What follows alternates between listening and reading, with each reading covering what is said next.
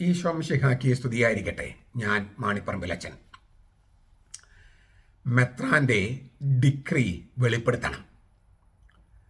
കൂദാശ വിലക്ക് നീക്കിയോ ഇല്ലയോ അത് വെളിപ്പെടുത്തുന്ന അല്ലെങ്കിൽ അത് പ്രഖ്യാപിച്ചിരിക്കുന്ന ഡിക്രി വെളിപ്പെടുത്തണം.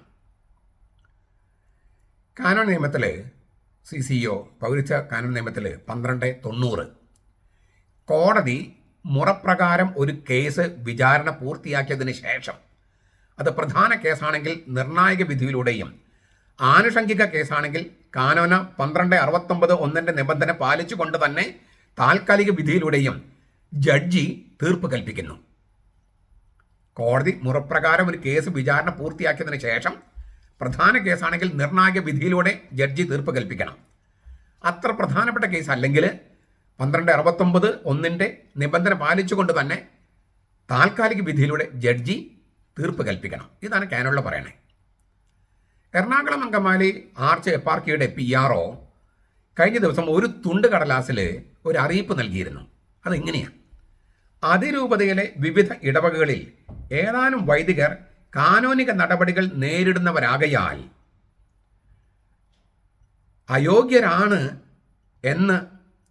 അയോഗ്യരാണെന്ന പ്രചാരണം ശ്രദ്ധയിൽപ്പെടുകയുണ്ടായി.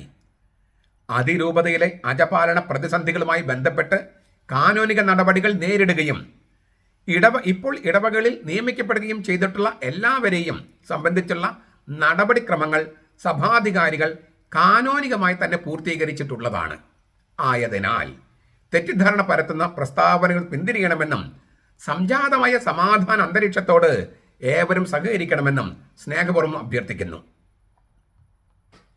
ഭയങ്കര ഗംഭീരമായിട്ടുണ്ട് കേട്ടോ ഈ PRO എഴുതിയിരിക്കുന്ന വാക്കുകൾ.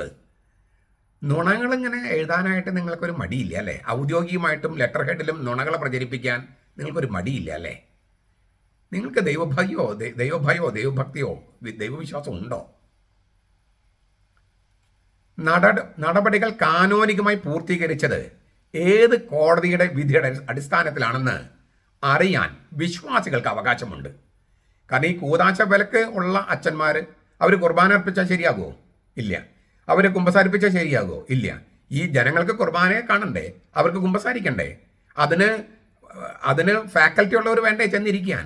അതുകൊണ്ട് ദൈവജനത്തിന് അറിയാൻ അവകാശമില്ലേ? അധികാരമില്ലേ?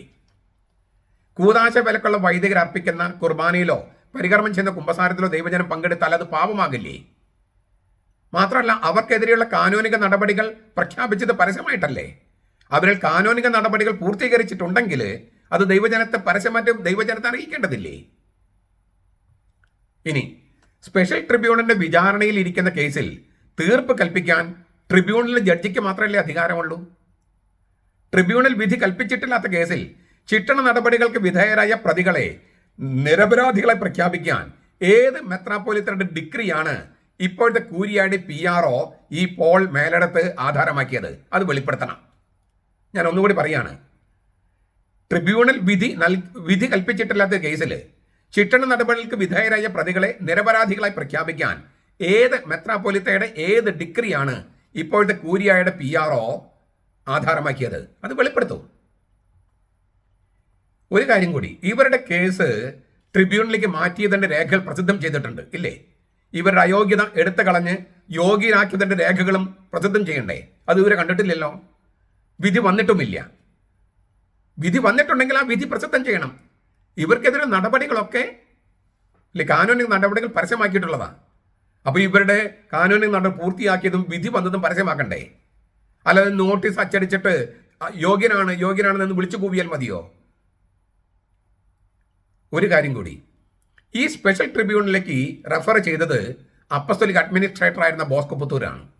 അപ്പസ്തോലിക് അഡ്മിനിസ്ട്രേറ്റർ എന്ന് പറഞ്ഞാൽ പൊന്റിഫിക്കൽ ഡെലിഗേറ്റ് ഉള്ള സമയത്ത് അപ്പസ്തോലിക് അഡ്മിനിസ്ട്രേറ്റർ മാർപ്പാപ്പ നേരിട്ട് രൂപതയുടെ ഭരണം നടത്തിയിരുന്ന കാലയളവിൽ അത് മാറ്റാൻ മാർപ്പാപ്പ അഡ്മിനിസ്ട്രേറ്റർ വെച്ച് ഭരണം നടത്തിയിരുന്ന കാലയളവിൽ നൽകിയ ഈ കാനോനിക റെഫറൻസ് അത് മാറ്റാൻ മേജർ ആർച്ച് ബിഷപ്പിന് അധികാരമുണ്ടെങ്കിൽ, അല്ലെങ്കിൽ അദ്ദേഹത്തിന്റെ വികാരി മെത്രാപ്പൊലീത്തയ്ക്ക് അധികാരമുണ്ടെങ്കിൽ അത് കാനോൻ നിയമത്തിൽ ഏത് വകുപ്പ് പ്രകാരമാണെന്ന് ഞങ്ങൾ അറിയണ്ടേ?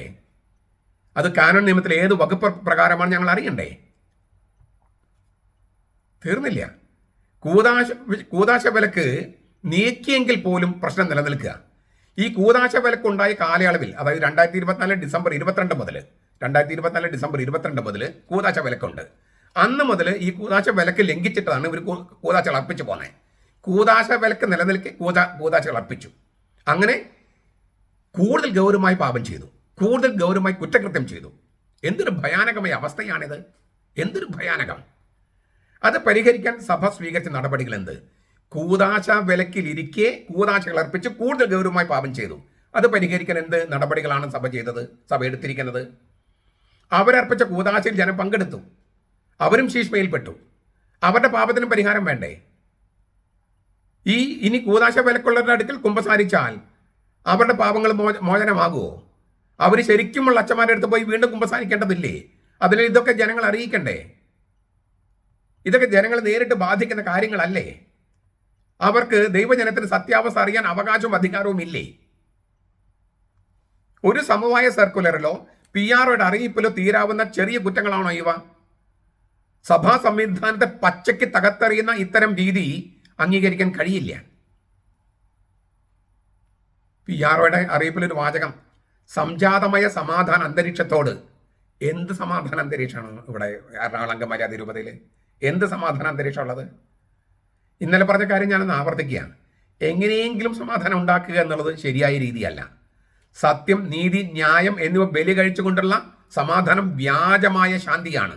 വ്യാജം, കള്ളത്തരാണത്. അത് കർത്താവ് ഉദ്ദേശിച്ച സമാധാനമല്ല, കർത്താവ് തരുന്ന സമാധാനവുമല്ല. നിങ്ങൾ അക്രമത്തിലൂടെയും കുറ്റകൃത്യങ്ങളിലൂടെയും കൃത്രിമമായൊരു സമാധാനം സ്ഥാപിച്ചുവെന്ന് മെത്രാൻസിനെ ബോധ്യപ്പെടുത്താൻ വൃഥാ ശ്രമിക്കുകയാണ്. നിങ്ങളുടെ കുറ്റകൃത്യങ്ങൾ എണ്ണി എണ്ണി പറയുകയാണ്. ഈ സമാധാനം എന്ന് പറഞ്ഞിട്ടുണ്ടാക്കിയിരിക്കുന്നതിൽ കുറ്റകൃത്യങ്ങളാണ്, അക്രമങ്ങളാണ്. മെത്രാപ്പോലിത്ത അധികാരം ദുർവിനിയോഗം ചെയ്തിരിക്കുന്നു. പാമ്പ്ളാനി മെത്രാപ്പോലിത്ത ശിക്ഷ ഉദ്യോഗത്തിൽ പുറത്താക്കപ്പെടലാണ്. വരുത്തിവെച്ച നാശനഷ്ടങ്ങൾക്ക് പരിഹാരം ചെയ്യുകയും വേണം. ഇത് സഭാ കോടതിയുടെ വിധിയാണ്, ഉത്തരവ്. തട്ടിൽ പിതാവും പാമ്പ്ളാനി പിതാവും കൃത്യവിലോപം ചെയ്തിരിക്കുന്നു. സഭാ കോടതിയുടെ വിധിനായിട്ടുള്ള വാചകം ഞാൻ പറഞ്ഞത്. Gross violation of canon law, സഭാ നിയമത്തിന്റെ ഗൗരവമായ ലംഘനം നടത്തിയിരിക്കുന്നു. കോടതി വിധിയാണിത്. മാണിപ്പറമ്പലച്ചൻ പൈ പിടിച്ച് പറയുന്നതല്ല. പാമ്പ്ളാനി പിതാവ് കോടതി അലക്ഷ്യം നടത്തിയിരിക്കുന്നു. കോടതിയുടെ ഗൗരവമായ കോടതിയുടെ ഉത്തരവിലാണ് ഈ പറയുന്നത്. അത് ശിക്ഷിക്കപ്പെടേണ്ടതുണ്ട്. കോടതി വിധി വന്നതിന് പിന്നാലെ എന്താണോ ചെയ്യരുതെന്ന് കോടതി പറഞ്ഞത് അത് തന്നെ പാമ്പ്ളാനി പിതാവ് ചെയ്തു. അങ്ങനെ സഭാ സംവിധാനത്തിലെ നിയമ സംവിധാനം തന്നെ അട്ടിമറിച്ചു. എന്തൊരു തോന്നിയാസാണിത്. പിന്നെ കാനോൻ നിയമത്തിന് വിരുദ്ധമായ വൈദിക സമിതി, ആലോചന സമിതി എന്ന് വിളിച്ചുകൂട്ടി കുറ്റക്കാരന് കോടതി വിധിച്ച ആളെ പങ്കെടുപ്പിച്ചു. അത് അടുത്തൊരു കുറ്റകൃത്യമാണ്. ഇങ്ങനെ ശക്തമായ ഭാഷയിൽ ഉത്തരവിറക്കി സഭാ കോടതി വിധിച്ചവരാണോ സമാധാനം ഉണ്ടാക്കിയിരിക്കുന്നത്? ഇങ്ങനെ തോന്നിവാസം ചെയ്തിട്ടാണോ സമാധാനം ഉണ്ടാക്കുക? പിന്നെ സമാധാനം ഉണ്ടായോ? എല്ലാവിടെയും പ്രശ്നങ്ങളല്ലേ, എല്ലാവിടെയും. ഏകീകൃത കുർബാന ചൊല്ലുമെന്ന് പറയണു. വികാരിച്ചവരെ കൊച്ചുമാരും ചൊല്ലിയിട്ടില്ലല്ലോ. സന്യാസ വൈദികരെ കൊണ്ടുവന്നിട്ട് ചൊല്ലിക്കുന്നോ? അപ്പൊ എന്തിനാണ് ഈ കാട്ടിക്കൂട്ടല്, കോപ്രായം? കഴിഞ്ഞ കൂലിയായി മാറ്റാൻ വേണ്ടി മാത്രം. ഇപ്പൊ കുറെ സ്ഥലത്ത് ചൊല്ലൽ നിർത്തി.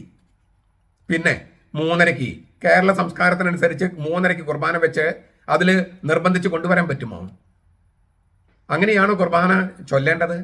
തോന്നി പോലെ, തോന്നി സമയത്ത്, എന്നിട്ട് സമാധാനം? ഇതാണോ നിങ്ങൾ ഉദ്ദേശിക്കുന്ന സമാധാനം? ഇതെല്ലാം കൃത്യമായി രേഖപ്പെടുത്തപ്പെടുകയും കത്തോലിക്ക സഭയുടെ ഉള്ളിലാണല്ലോ സീറോ മലബാർ സഭ. അപ്പോൾ അതിൻ്റെ ബന്ധപ്പെട്ട അധികാരികളെ അറിയിക്കുകയും ചെയ്തിരിക്കുന്നു. അതിന്മേൽ അവരെടുക്കുന്ന നടപടികളൊക്കെ നമുക്ക് കാത്തിരിക്കാം. അതിനാൽ സംജാതമായ സമാധാന അന്തരീക്ഷം എന്നൊക്കെ നുണ പറഞ്ഞ് ഈ PR ഇങ്ങനെ ഒരു വെള്ളക്കടലാസിൽ എഴുതിയാൽ കോടതി വിധിയുടെ ഈ കേസുകൾ കൂതാശ വിലക്കുള്ളവരുടെ പ്രശ്നം തീരില്ല. വളരെ വളരെ വളരെ ഗൗരവമായ പ്രശ്നമാണ്. അതിനാൽ ബന്ധപ്പെട്ട മെത്രാന്മാർ ഇത് ഡിക്കാസ്ട്രി ഓഫ് ഫെയ്ത്തിനും ഡിക്കാസ്ട്രി ഓഫ് ബിഷപ്സിനും അറിയിച്ച്, മാർപ്പാപ്പയെ നേരിട്ടറിയിച്ച് ഈ കാര്യങ്ങൾക്ക് പരിഹാരം ഉണ്ടാക്കണമെന്നാണ് ഈ സുറിയാനി കത്തോലിക്ക സഭയിലെ സകല വിശ്വാസികളുടെയും ആഗ്രഹം. നമ്മുടെ കർത്താവ് ഈശോ മിശിഹായുടെ കൃപയും പിതാവായ ദൈവത്തിന്റെ സ്നേഹവും പരിശുദ്ധാത്മാവിന്റെ സഹവാസവും നാം എല്ലാവരുടെയും കൂടെ ഉണ്ടായിരിക്കട്ടെ, ഇപ്പോഴും എപ്പോഴും എന്നേക്കും. ആമേൻ.